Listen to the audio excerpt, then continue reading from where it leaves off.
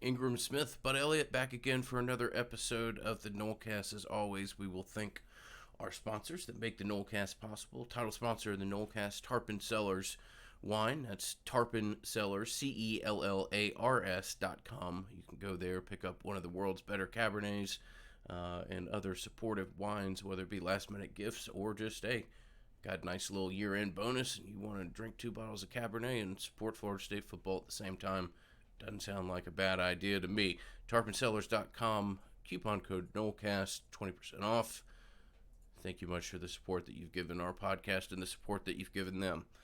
All right, Bud, just another sleepy day in the college football world here as we put the wraps on a regular season and look back at what transpired for Florida State. We'll do a little bit more of a larger review of the season itself than what this show will be, but obviously we'll acknowledge that last Saturday brought an end to the regular season and in all likelihood Florida State season, although it wouldn't shock me to see them get some kind of out of left field invitation somewhere. But a lot of different things for us to try to cover on this early Tuesday morning.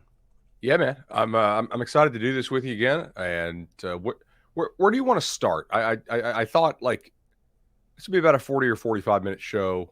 I want to do a breakdown more on the transfer portal show and make that a full length one, like we've been teasing for a while now. A couple things I want to hit today are some of the coaching carousel stuff, how it impacts the Noles, and I want to hit some recruiting things because that is going right now pretty hot and heavy. But your thoughts on the Florida game? FSU did finish 5-7, which thinking back now, is that what we predicted? Yeah, Or I do we think you predict bowl had, game? when we did our wins, you had 5.45, and I might have had 4.65 or something like that, or maybe you had 5.6, and I had 5.8 or something. It was small. It's a strange season in which you achieved what is probably the most predictable result and perhaps the most unpredictable method of getting there. Just bizarre, and we can talk more about it at the time. Real quickly on the UF game, I agreed with a lot of what you said on the instant overall. I thought your chance to kind of win ugly went away the second that Wilson dropped that punt. Really, I'm not trying to make one play monumental, but you'd been the beneficiary of some friendly quarterback play from the other side, and if you were going to win a game that the analytics suggested you shouldn't, you can't get a stop like that, have a chance to go and really start to turn the pressure on Florida a little bit, and then have the recurring issue that has existed all year, and for the first time, really came up to to bite you in whatever it is, the area that you least want to be bitten in. And I said this to the group of friends that I was watching, while you had Emory Jones out there, you probably needed to try to score a defensive touchdown if you were going to have a real legitimate chance to win this game. So, disappointing ending. Florida still, far and away the better roster, and those guys showed up, played hard, and ended up winning the final game. On that point, I forgot who tweeted this at us, but they said how many guys for FSU would start for Florida's offense, and I quote tweeted it and said, And I talked to two different coaches on this staff, and they laughed at my answer, but not in like a "hey, you're wrong" way. They just said, "Your answer shows us why we need to go hit the recruiting trail and the portal and how much work we have left to be done here." The one coach told me he thought Jordan Travis could if healthy. The other one said maybe Robert Scott. Okay. So they don't think it's zero, but they're kind of both saying maybe one guy. Telling in and of itself, certainly. Yeah. You have some guys who would start for UF's defense, for sure. Yeah. Those guys will probably not be on the team next year. Yeah, looking at that punt, Ingram, it changed your win probability by 10%, which is a pretty damn big swing for one non-scoring play. So it's that was a huge play in that ball game, and I agree with you. It's frustrating because you're not the better team when Florida wants to come play. we had uncertainty coming into the game because we didn't know how good this Florida team really was. We'd seen them at their best. We'd seen them at their worst, but also I wasn't quite sure how much of that was the flu stuff against South Carolina. We certainly know all about the flu stuff here in Tallahassee after the NC State game. But I don't even think that was Florida's best game. You just have a lot of roster work to do. This is a long-term rebuild. Every situation is different, but I think we have correctly diagnosed this roster, man. It's going to take a little while for this thing to get back in place. You have a 2020 recruiting class that Mike signed that, like basically every other new coach out there, sucks. They're going to have massive attrition from that class, a lot more whiffs than hits. No surprise. Jimbo had the same thing at A&M. Mullen had the same thing at Florida. That's one of the reasons he got fired, because they don't have juniors on that team or third-year guys in that team they can count on. We're seeing this all over the country. I just did Colorado's roster for a piece I'm working on. 11 of their 26 guys are still on the roster by year 3. So anyway, and then you have a 2021 class that I actually think they did better than I thought they were going to do based on early returns, because they didn't get to meet a lot of these kids in person. Or if they did, not more than once, and certainly did not get a chance to work them out in person. I mean, it was, hey, see you for a couple hours at a junior day, and then the world shuts down due to COVID. They are doing pretty well on the recruiting trail right now. I was playing with some class calculator stuff last night. They have an outside shot at a top 5 class. Wow. I don't think it's going to happen. They have a really decent shot at a top 10 class. That's pretty crazy, man. That would be fantastic. That would be a first big step as far as putting yourself back in kind of the neighborhood that this fan base wants you to live, and wants to see some of that progression. And obviously, you've maintained the class, you've kept it together. Now you got to go out and try to grab one or two finishing pieces here, and obviously there's some pretty high-profile people out there that will continue to profile. But I have some good news for you. Oh, what you got? You'll be able to study these transition classes all the more, my man. Your pool of data is but only seemingly growing by one or two examples every day here as we sit here and live through a period of time in college football that I know it feels like there's crazy days all the time, but certainly the past 5 days or so, the last 24 hours in particular, has felt like some pretty wild times for college football. And I'm a Sopranos aholic. I have watched the show a number of times, the which I'm hesitant to even admit, but I love it. I love it deeply, and think that it's very layered and nuanced, and I appreciate it. But the overall theme of the show is basically the idea that you're, living in the end days of something, and you're kind of cognizant of it. Hey, spoiler alert. Yes. Yeah. For those of you that aren't familiar, rather definitive ending to this show that you can debate about, but I think it's fairly clear.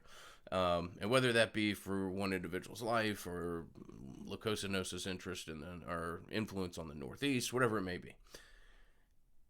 I'm not saying that college football is going to go away. In fact, probably quite the opposite. But it does feel to me as though we've entered into some kind of accelerated cycle here that will, leave this game forever changed to an extent, and will probably drastically shrink the pool at which people are able to play at the highest level, kind of wholeheartedly, and know that their team has a real legitimate chance to compete in the modern landscape. 100%, man. So I want to talk about a little bit about this stuff. The money will continue to be there for these huge coaching salaries as long as the players aren't paid. It's a great business model if you can get away with it, right? There's another aspect to that, and I'm not telling you anything that you don't know, but just as our if there's some kind of tax reform, and a lot of this stuff isn't tax deductible, buyouts in particular aren't a tax write-off. Matt Brown has written about this a lot at Extra Points. That could change the contractual structure significantly. I'm not saying that You won't have waterfalls and 3-story playgrounds built for kids and stuff like that. But that would change what is now seemingly the norm. Just 10 years, 75 million looks like a everyday run of the mill contract at this point. But that's one other aspect that could change this pretty dramatically. 100%. I luckily for FSU, I think that they're just sitting quietly right now in a rebuild phase. I do think they have the right guy, based on the job that they've done overall. I think they're going to have, for the most part, coaching stability. I would expect probably a couple changes on the coaching staff. Not a ton, like one or two, just whether that's, hey, we want to make a move, or maybe that's somebody who wants to go elsewhere. We'll see. But I don't think you're going to have, 100% coach continuity from year to year. I do think this staff, for the most part, knows what it's doing. And you just don't have a whole lot of craziness right now around the program. But you do have a really interesting set of circumstances that really could let you thread the needle on this recruiting class, man. And part of this is due to some of these coaching changes. I believe that it's basically Bama and FSU for Marvin Jones Jr. We said a couple weeks ago, I'm not buying the Oklahoma stuff quite as much. Obviously, I saw the tweet from Marvin Jones Jr.'s mom. If you really believe he was going to Oklahoma, I still don't, by the way. But I do believe that, she probably felt betrayed by what Lincoln Riley did. Another guy to discuss there is Javonte Barnes, Las Vegas running back. FSU brought him in. We said, look, at this point, not much of a chance. Oklahoma's in a really good spot there. FSU made a good impression on him. We know that they really think very highly of him. Like he's like a Mike Norvell type guy, as far as somebody who they want to bring into the program. The type of kids they want to get in here and character, good player. Is he a top 50 type guy in the country?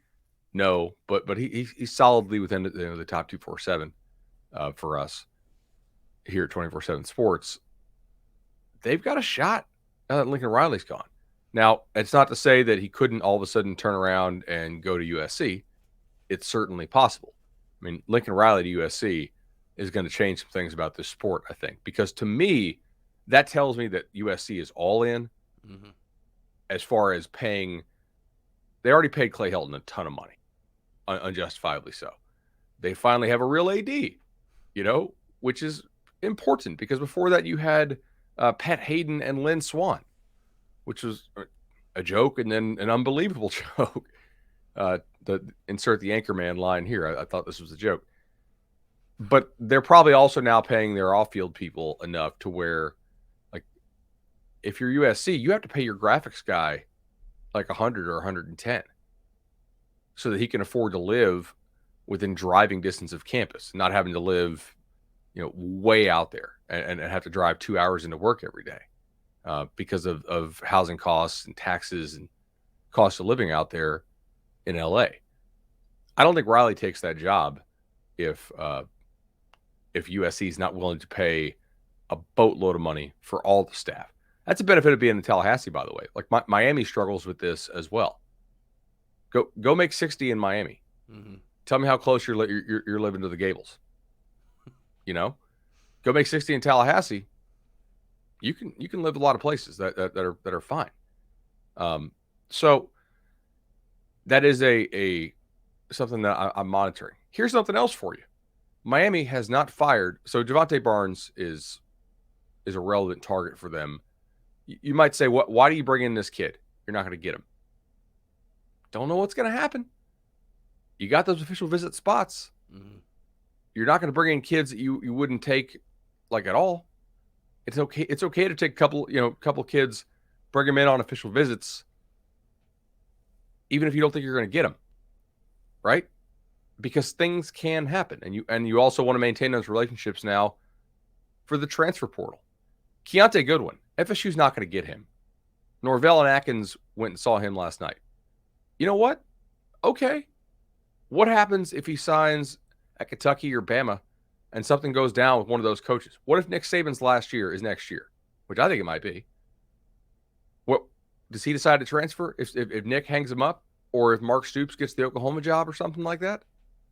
It's okay to have a couple reach targets as long as you identify them on your board as reach targets and don't pull the Willie Taggart, Evan Neal stuff. Pillars of the class. You know, like, okay, if Atkins and Norvell want to go hit Delta Diamond this year, awesome. End of the year, do a little mileage run to Kentucky. Cool. So, but Lincoln Riley on the West Coast is sort of like, hey, party's over, Oregon. Now, you're still going to get some good players. But when USC is right, they have right of first refusal on basically every kid west of the Rocky Mountains. Cristobal has kind of had it on easy mode there for quite a while at Oregon and has done well with it. Willie did too.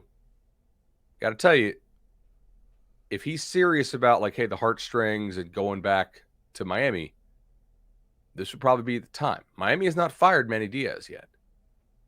Cristobal has a conference championship game to play. Is it Friday night? I think it's a Friday night one, right? Which is pretty cool that they finally moved that game to Vegas. Wesley Basainth decides on Saturday. Is he really going to pick a school that has not affirmed that Manny Diaz is going to be its coach going forward? They just lost Rhett Lashley to become the coach at SMU. I expect some of Miami's staffers to follow Lashley to SMU. Would Cristobal really take the Miami job? I guess we're going to find out. Because this is probably, if not this year, maybe next year, but things are about to get harder there. So there are, despite the fact that almost none of these schools making changes are schools that you play on a regular basis. Oh, there's one. I'll get to it in a second. There are recruiting implications here for you, for sure. I think Billy Napier hire at Florida makes a lot of sense. It's not a guarantee that it will work out. The only guarantee with Billy Napier is that you're going to get somebody that understands, appreciates, and fully invests in recruiting. You're going to have somebody in that job who understands the importance of it, will attack it aggressively, and, in that regard, I think Florida did a good job. I asked a guy on FSU staff that some of these other names are, but I was like, hey, who do you not want to see at Florida? Now that they've made the hire, I can tell you. Mm-hmm. Cristobal and Lane Kiffin. Florida was not going to hire Lane Kiffin, obviously, with the Joey Freshwater stuff. It was just not an option, given like they've had drama with the last two coaches. Different types of drama, but last three if you go back to the final years, right? Of last four. Especially if you go back to Urban. So, and then Cristobal, obviously, because of the recruiting operation. Now, Napier brings a similar style of recruiting operation in theory, but he is not the type of name that is going to immediately jumpstart that recruiting class, right? I think he will have an aggressive recruiting philosophy. He's going to try to bring that Saban blueprint there. It's not guaranteed it works. They've had two guys try to bring the Saban blueprint to them before in Muschamp and McElwain. I think Napier's probably a pretty good hire, to be honest. It's not super sexy. We'll see if it works out. Is it as slam dunky as what LSU did or as USC did? No, it's not. Could Florida have done better? Probably, but they could have also probably done worse. Like, FSU will have a fight on its hands for some kids going forward, for sure. He'll recruit better than Mullen did. We will see if he coaches better than Mullen did. I don't know. Louisiana played a lot of close games. If you say they recruit as well as I'm going to say they do, and I think they do, by Sun Belt standards, I think you need to have more blowouts. But we'll see. He has won his division basically every year that he's been there. G5 success does not always translate to the P5. And FSU is doing a nice job recruiting right now. So, don't know. There's no guarantees in how that works out. I am very interested in how the Miami thing works out, because if you keep Manny Diaz, I think FSU has a nice chance to do very well in Dade County. Florida does not recruit Dade County very well. They recruit, Palm Beach, Broward pretty well, but traditionally they have not got into Dade and done well there. And Diaz could very well be like, lame duck coach for an entire year if they decide to keep him. We will see. Haven't they informed him that they've made a decision or something like that? I mean, it's. I've not seen that. Is that? I no reason for us to speculate on that. I believe that I saw a quote like that yesterday that he said that that they've made some kind of decision and waiting for it to play out. But well, from the perspective then that tells me they're waiting on Mario's answer, or maybe Mario's already told him or something like that. Yeah. To me, it read more like a coach who knows that he's going to have one more game to coach. But it would only be ever so appropriate for a school to tell a coach like that and then have him stay on after they hired him from Temple in the way and the manner that they did. So people on Florida State staff, you made a reference to this a second ago. Marcus Woodson, Coach Yak, anybody that kind of immediately pops up on your radar that would be an attractive candidate for some of these newly formed coaching staffs that are soon to be putting the position coaches and from that regard targets together. Let me just say, if they have coaching changes, I do not think it would be guys who are your good recruiters on the staff or your better recruiters on the staff. So, no, I don't believe Woodson is going to go anywhere. Personally, no. I think FSU would easily pay up to keep him, and the defensive backs like him quite a bit. So you don't think Coach Johnson would be a target for Brian Kelly? I think it depends on who they decide to keep. Early reports on Twitter are that he intends to keep Kevin Falk. Okay. So, yeah, I think Brian Kelly's a good hire, by the way. I mean, it could easily blow up, but it's pretty clear. He's like, man, I'm tired of having to not get some of these kids because I can't get them into school or can't keep them in school. We made, I don't want to say waves, that's too strong, but we certainly caught some people's attention a couple years ago when we suggested that Brian Kelly didn't exactly tell Florida State to, kick rocks during an inquiry there that they made. That was not the response of a man that was going to forever be at an institution, is some of the feedback that we got anyway. I mean, I think that he is aware that there aren't necessarily 22 Kyle Hamiltons out there. I'll put it that way. You have to recruit a certain kid at Notre Dame where maybe you don't to other schools, and not just recruit him, but keep him. A little bit of a different process at some of these larger southern schools. I would suggest anyway. 100%. You want to run through some? Well, let me ask you this: we have about 20 minutes left. Do you want to go overall season grade, or do you want to do a little more recruiting talk? Let's stick with recruiting. Then we'll have a little bit more of a comprehensive, season review show. Okay, is what I should. And we should never get too far into a show without talking about a team that we will forever plan on keeping around, and one that has only but brought value, all sorts of things to the Nolecast. Yeah, man, the legendary team, just an amazing partner for us. 844 FSU Loan. It's 844 FSU Loan, the best loan guys in the business for my money. I've used them twice. Just about 250 Nolecast listeners have as well over our 3-year partnership, and they just keep rolling in. It's customer service, it's great rates, knowledge of the market, experience, and of course, when you give them a call, hit up Shannon, and you get a little Nole talk as well. 844 FSU Loan, 844 FSU Loan.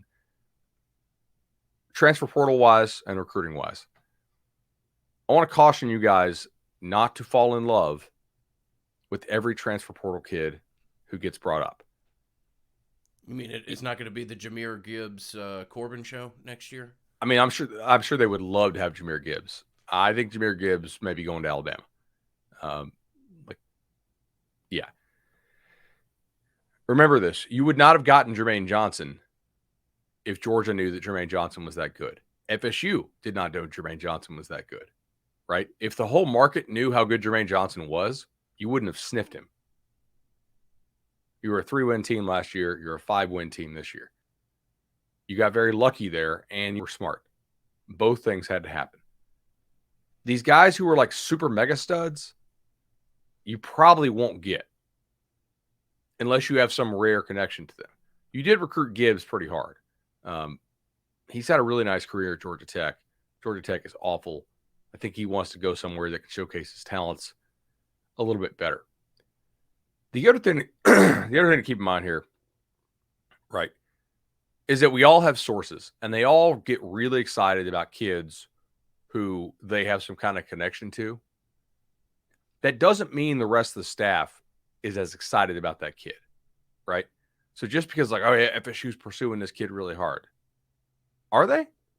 Or is it one guy who has a connection to the kid on staff who a media member happens to know, who loves the kid and knows that if FSU does sign him, he's going to get the credit in the staff meeting room? This is not to say that's a bad thing. This happens at every staff everywhere. I just want to let you guys inside the room.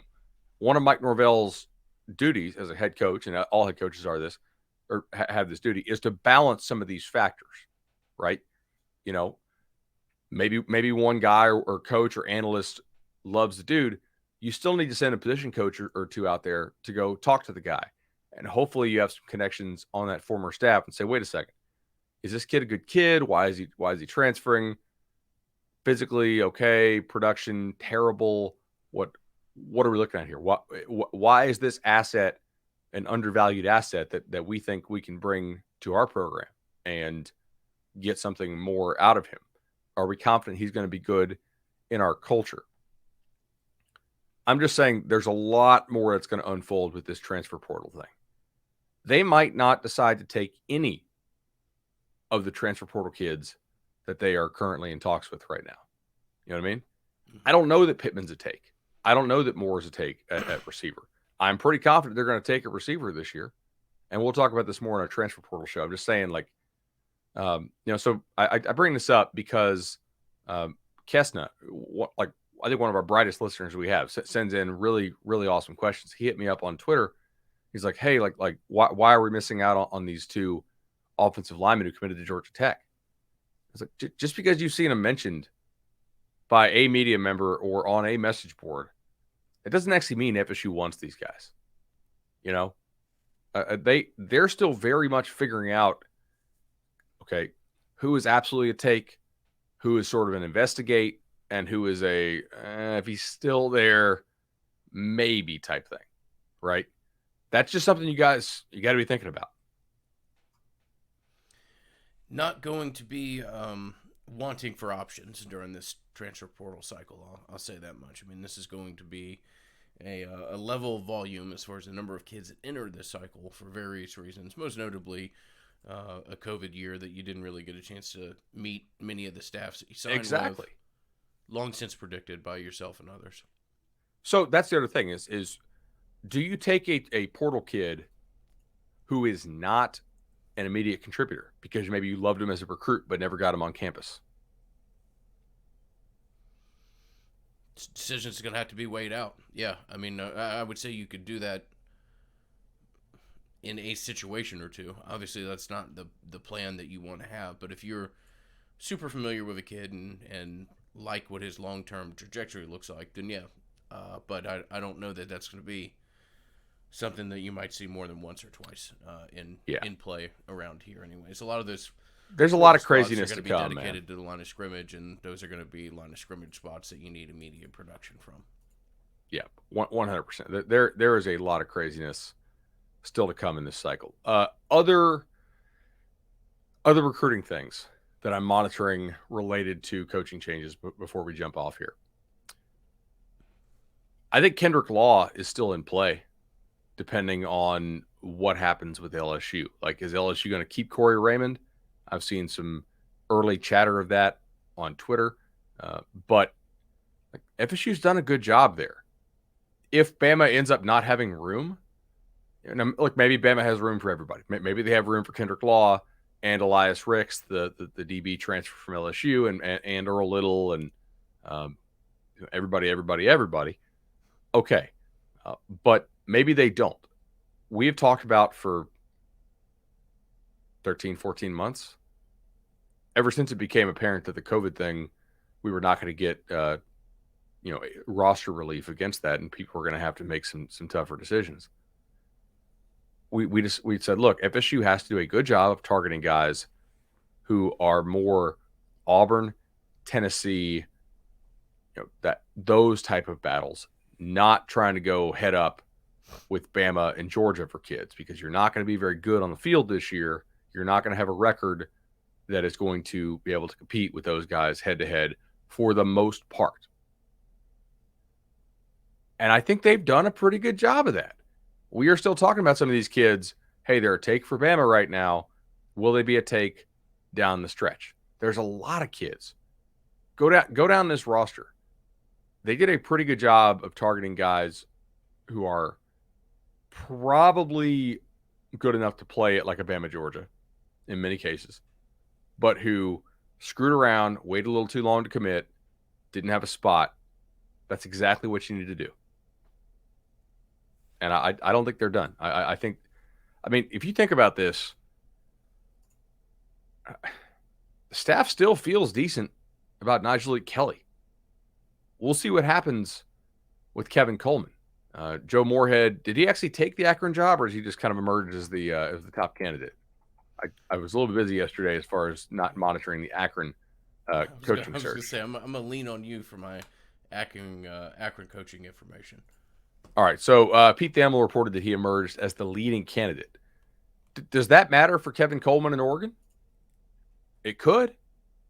We'll see. I know they're going to see Kevin Coleman, I believe, end of next week, right? What happens with Manny Diaz and the Miami job? That will have an impact on Nigel Kelly as well. He went and spent a week out there in Oregon on his own dime. FSU still feels good there. They're going to be in it with Marvin Jones. The path to a top 10 class is not impossible. And in fact, the path to a top 5 class, you'd have to go almost perfect target for target down the stretch, which is unlikely, obviously, as we discussed. You don't win all the games you're favored in. You certainly don't pull all the upsets you could pull. It's still not out of the realm of possibility. They currently sit at number 12 in the country right now. That's a fairly impressive job that they're doing this year. Also, do we want to talk about the SAP situation that getting shut down with a quickness? Yeah, that's worth mentioning. Quayshawn Sapp, Lee County prospect, offensive line, long since committed, was going to take a trip to Florida, a trip that is no longer occurring, and looks to be a man that's fully aware and just aware that he'll be participating in the early signing day period and shutting the process down and signing for Florida State. Yeah. I don't think he's good enough to be playing recruiting games. Right? Personally, I think he's a solid developmental player and not somebody who has the leverage to go and take a bunch of recruiting visits. I will say these Lee County kids, they love their recruiting, man. Good God. So, and you know what? Nothing against it. You act what your leverage dictates. You act how your leverage dictates. Mm-hmm. Yeah. If you're a rock star, you can go take some visits. If you ain't, don't. All right. Let me see. Other recruiting stuff. Florida State visiting Travis Hunter today. Always good to see there. Yeah, they were going to go see. I know they were going to go see Hunter after they saw. Who's after they saw Goodwin? Norvell is on that trip, I believe. So that'll be big. They're going to have an in-home with Basaint later this week. They will, I believe, have the last in-home before he decides on Saturday. Is he really going to commit to Miami? Is he really going to commit to Florida? I don't think so. I'd be pretty surprised. I mean, Miami recruiting is crazy at times, but we'll see. See what else here could impact some things. Offensive line, high school wise, I think they're pretty much done with the exception of Armella, unless you are a Goodwin believer, which I'm not. I don't think they're really going to be reaching for a whole lot of targets. The one thing that they continue to evaluate, I do know, is junior college defensive backs. I would be surprised if they signed Jerron Willis at linebacker. I'm trying to just kind of empty the notebook here. But I think this staff feels good, man, about a lot of these guys. We will see. We'll see how good this staff is at evaluating where his position is with guys. I definitely think it's better than what Willie's staff did. You know, they pretty clearly were wrong on a lot of those guys. I'm going to save some of the will this guy be on the roster stuff for the portal show that we plan to do later this week. Because I've got a lot about that. Yeah. One group that we're ever fortunate and eager to tell you guys about our partnership that we have with the good people at Congruity. Congruity is experiencing your business optimized, whether it be highly customized HR solutions designed to enhance your brand, save time, save money, or reduce risk.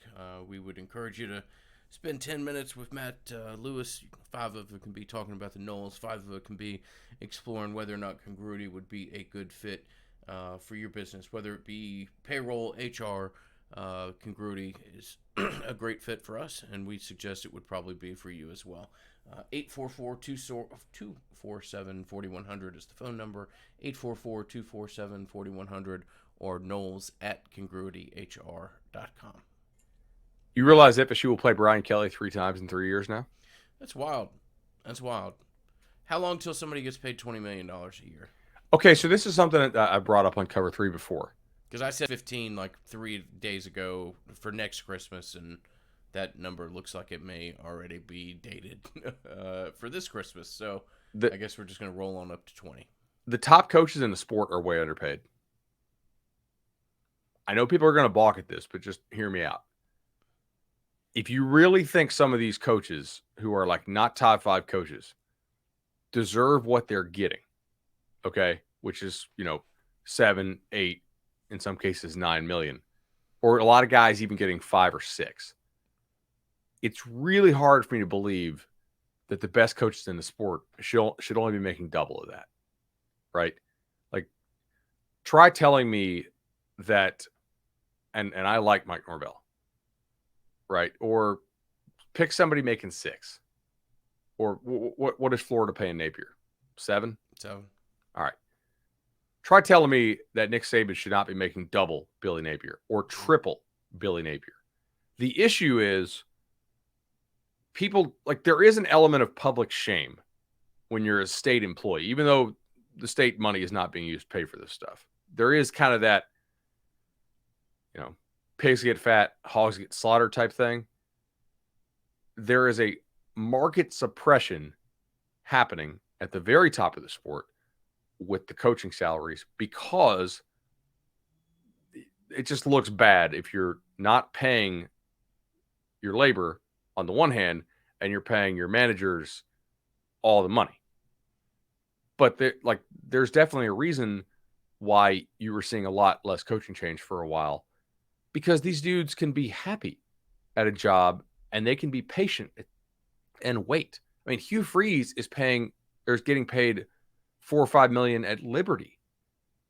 20 years ago, that didn't happen, because you would just say, guess what? We're going to quad you up. We're going to give you 5x of what you're making at mid-level Power 5 or G5 school. And it's like, you know what? It's a no-brainer. I'm going to leave. Right. Now, because of the money is so big, you're not, if you want to quad somebody up now, you got to pay them 15 or 20. Mm-hmm. And there's a public shame element to that and sort of an absurdity element to that, where they're clearly worth it. I mean, Nick Saban is probably worth like 30 or 40 a year. Think about it. What he brings to that program. What he brings to the university, right? Easily. And like they could afford to pay him that and still make a big time profit. Because they don't have to pay their players.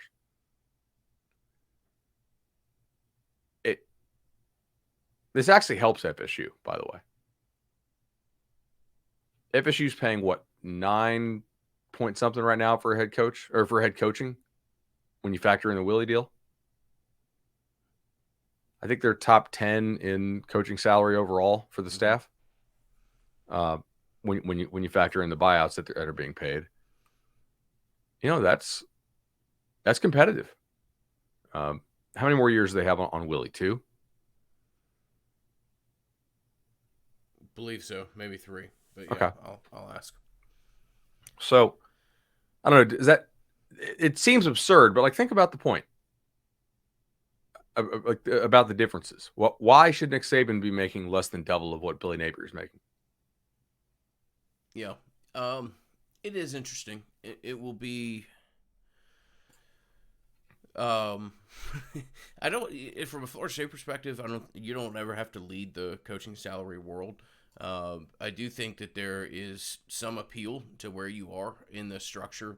That hey, you can come here, play at damn near the highest level, and not have to face Jimbo, Saban, Brian Kelly, and everybody else who just happens to be in the SEC West.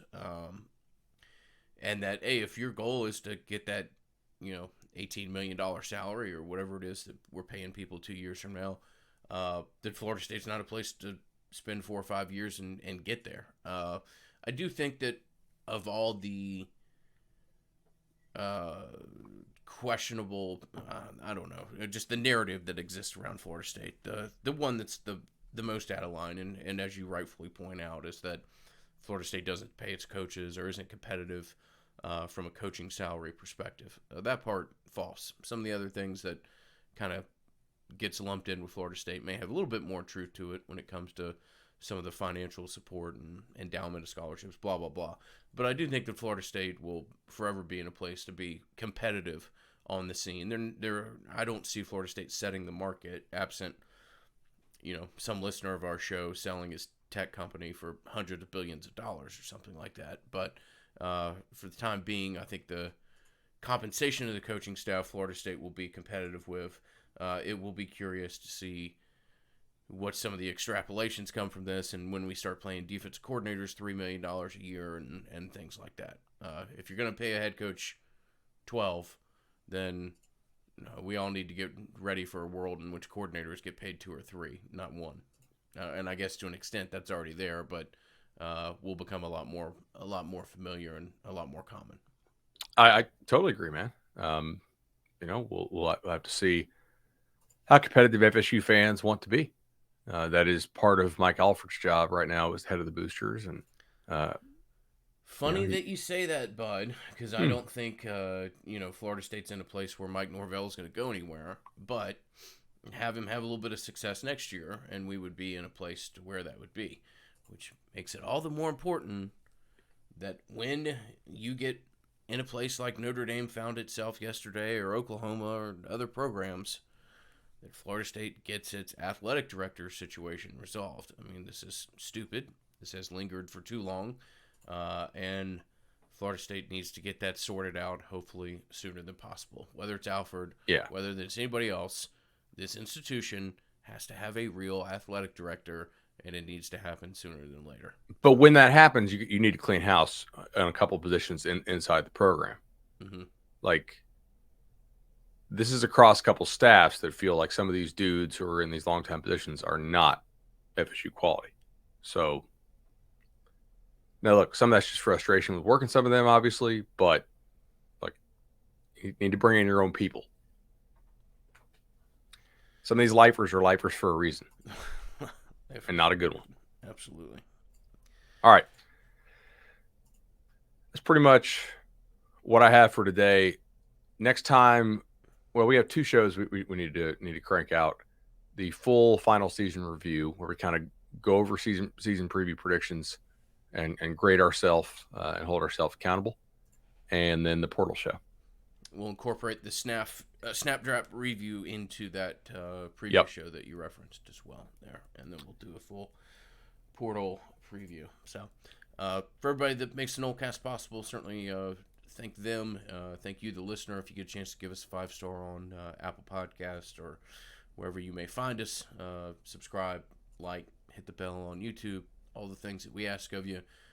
Thank you so much for the support that you have given our humble show over the last decade, and we look forward to jumping headfirst into the off season recruiting phase of the calendar, because we'll talk about recruiting when recruiting season's here, Bud. Isn't that how that works? Thank you, Dan. All right, y'all. Talk to you soon. Enjoyed it as always. Thank you.